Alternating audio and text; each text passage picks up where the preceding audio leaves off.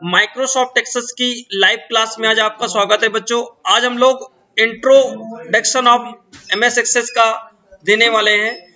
MS access होता क्या है बच्चों, ये सबसे महत्वपूर्ण बातें होती हैं। एमएस एक्सेस एक डेटाबेस मैनेजमेंट सिस्टम का एक सॉफ्टवेयर है।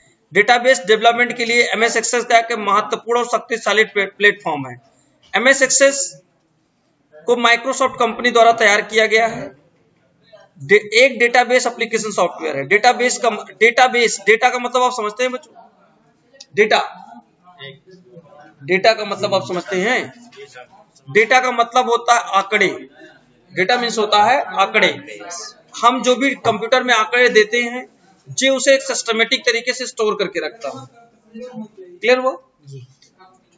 जिसके माध्यम से किसी भी कंपनी की या संस्था आदि के बारे में हम ज्यादा से ज्यादा सूचनाओं को इकट्ठा कर सकते हैं तथा बाद में कोई भी विशिष्ट जानकारी जो कि उस संस्था से संबंधित है उसे हम प्राप्त कर सकते हैं। एमएस एक्सेस को हम एक कलेक्शन ऑफ डेटाबेस भी कहते हैं।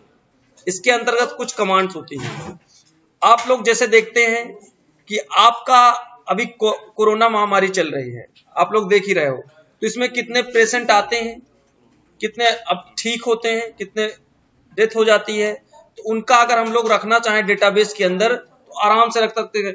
जो भी लोग ऑनलाइन रखते हैं वो एक डेटाबेस पे ही काम करते हैं। वो सारा फीडिंग एक फॉर्म के तरीके होता है, ऑनलाइन रहता है। बस वो जैसे आप आए, आप पेशेंट हैं, आपका नाम, पापा का नाम, एड्रेसेस, ये सारा कुछ वो जो रिकॉर्ड रखते हैं वो एक डेटाबेस में जाके सेव होता रहता है। वो एक हम आंकड़े देते हैं कंप्यूटर को, वो आंकड़े ले जाके एक सर्वर पे सेव करता रहता है।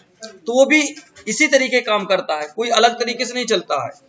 तो आपको इसमें पढ़ना क्या क्या होता है? टेबल्स बनाना आपको आना चाहिए, क्यूरी बनाना आपको आना चाहिए, क्यूरी बनाना, फॉर्म बनाना, और आपको रिपोर्ट बनाना आना चाहिए, माइक्रोज करना आना चाहिए, पेजेस सेट करना आना चाहिए, मॉड्यूल सेट करना आना चाहिए। टेबल्स के बारे में दिया गया है। किसी भी आरडीबीएमएस का फुल फॉर्म कोई बताएगा?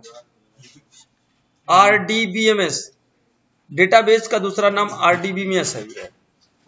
Relational database management system. ये एक तरीके का एक दूसरी फाइल से कनेक्ट करने का भी सिस्टम बनाया गया है। इसमें आप चाहो एक्सेल की फाइल भी इसमें इंपोर्ट कर सकते हो, आप चाहो वर्ड की फाइल भी इंपोर्ट कर सकते हो, जो भी आंकड़े आप जहां से चाहो लेना चाहो ले सकते हो।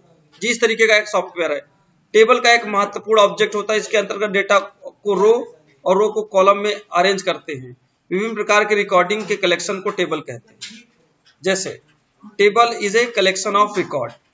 हर एक टेबल में कोई ना कोई रिकॉर्ड होता है। जैसे ये 2003 का है बच्चों। पहले 2003 का सॉफ्टवेयर ऐसे दिखता था। आज की डेट में आप देख रहे हैं एक्सेस का कितना आकार चेंज कर दिया गया है। तो कुछ नहीं, आपको पता है टेबल क्या होता है, आपको पता है क्यूरी क्या होता है, आपको पता है फॉर्म क्या होता है। ये सारी चीजें अगर आपको पता है अच्छे से तो आपको कभी प्रॉब्लम भविष्य में नहीं होगी। ये मेन टॉपिक होता है। ये चाहे जितने तरीके से चाहे जहां लिख दिया जाए, वो यहाँ लिख दे चाहे यहाँ लिख दे, मतलब उसका वही होगा। बस आप ये मतलब रखिए कि इनकी सही से कमांड आप पढ़िएगा, सॉलिड रहिएगा, तो वर्जन चाहे जितना जी अपडेशन करें आपको कभी प्रॉब्लम नहीं आएगी। इसके बाद इसमें दिया गया है एमएस एक्सेस में एक डेटा को स्टोर करने के लिए टेबल का निर्माण करना होता है। टेबल डेटाबेस फाइल के अंदर होती है। एक डेटाबेस फाइल के अंदर एक से अधिक टेबल को हो सकती हैं। टेबल का निर्माण रो और कॉलम से मिलकर होता है। फील्ड में डेटा टाइप को एक सेट किया जाता है। जैसे अब आप यहां ध्यान देंगे, आपका रिकॉर्ड कुछ भी तरीके का हो सकता है। किसी भी स्टूडेंट का रिकॉर्ड हो सकता है, किसी टीचर का रिकॉर्ड हो सकता है, किसी मैनेजमेंट का रिकॉर्ड हो सकता है। इन तीनों चीजों को एक डेटाबेस बोलते हैं। इन तीनों चीज को हम लोग क्या कहते हैं?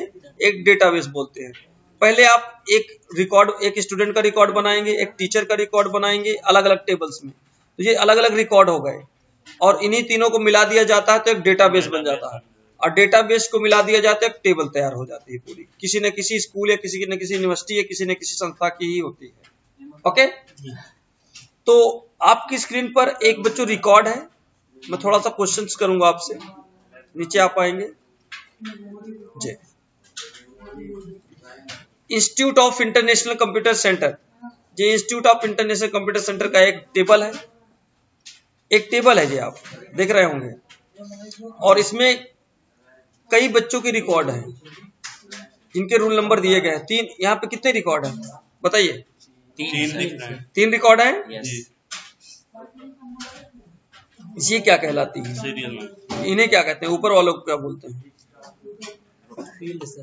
क्या बोलेंगे? फील्ड। इन्हें फील्ड बोलते हैं। फील्ड के अनुसार ही हम लोग डेटा भरते हैं, उसके अंदर जो फील्ड के ऊपर लिखा होता है वही चीज हम उसके नीचे भरते हैं। तो उन्हें बोलते हैं बच्चों फील्ड। ये आपका ये पूरा क्या कहलाएगा बताइए? ये क्या कहलाएगा पूरा? जो ये आपका 1 जो भरा गया पूरा यहाँ तक, इसे क्या कहेंगे आप? इसे बच्चों बोलेंगे रिकॉर्ड। एक रिकॉर्ड आपने एक रिकॉर्ड तैयार कर दिया आपने। पूरी चीजें कंप्लीट करने के बाद एक रिकॉर्ड बन जाता है। ये आप सभी लोग जानते हो कि एक मान लीजिए मेरा पूरी जानकारी रख दी गई एक सर्वर में, तो मेरा एक रिकॉर्ड सर्वर पे सेव हो गया, या कहीं भी मैंने फाइल बना के सेव कर दी तो मेरा एक रिकॉर्ड बन गया। क्लियर हो गया? तो ये था बच्चों आज की इंट्रो क्लास में। अगर और कोई डाउट होता है तो हम लोग एक एक करके बच्चों यहाँ पे पढ़ते हुए चलेंगे। किसी को कोई प्रॉब्लम होती है, टेबल पढ़ेंगे, क्यूरी पढ़ेंगे, फॉर्म पढ़ेंगे, रिपोर्ट बनाना सीखेंगे। ये सारी चीजें हम लोग धीरे धीरे करके सीखेंगे। नेक्स्ट क्लास में एक एक करके हम लोग क्लास फिनिश करेंगे। अगर कोई भी रिक्वायरमेंट होती, किसी भी तरीके का डेटा आपको मिलता है तो मुझे जरूर बताइए, मैं उस पर कोशिश करूंगा बनाने की, किसी भी तरीके की, चाहे वो एक्सेस से हो, चाहे आपका एक्सेल से हो, किसी भी सॉफ्टवेयर से XYZ है। तो रिक्वायरमेंट ज्यादातर ये सॉफ्टवेयर किस लिए बनाया गया है, कोई बताएगा? इस सॉफ्टवेयर को बनाने का मेन लक्ष्य क्या था? आप लोग देखते हैं डेटा एंट्री का काम इस समय रिक्वायरमेंट आती है, तो उसमें इस सॉफ्टवेयर को जोड़ा गया है। डेटा एंट्री जहां पे होती होगी, किसी भी स्थान पे होती है, वो आपका उसमें उसके अंतर्गत एक्सेस जरूर आएगा। हाँ, एक्सेल और एक्सेस ये सॉफ्टवेयर रखे जाएंगे, डेटा एंट्री के सॉफ्टवेयर में ये रखे जाते हैं, 100% रखे जाते हैं। आप गूगल करिएगा, देखिएगा, इसकी भर्तियां भी आती है, पोस्ट ऑफिस में भी आती है, यूपी हाई कोर्ट में भी आती है। डेटा एंट्री ऑपरेटर के लिए पूछी जाती है, 10+2 से आती है, अधिक से अधिक आती है। तो आप लोग देखते रहा करिए, अगर ऑप्शन आता है तो जरूर भरिए। और डेटा एंट्री में कोई खास नहीं, टाइपिंग अच्छी होनी चाहिए और आपको डेटा बनाना आना चाहिए, बस यही किया जाता है। आपको केवल टाइपिंग करना है और कुछ नहीं करना है। जो भी फील्ड बनी होती है उन फील्ड के अनुसार डेटा भरना होता है, बस भर के सबमिट कर दीजिए। आपको कहाँ जाता है डेटा, आपसे उससे कोई लेना देना नहीं है। क्लियर हो गया? मिलते हैं बच्चों नए टॉपिक।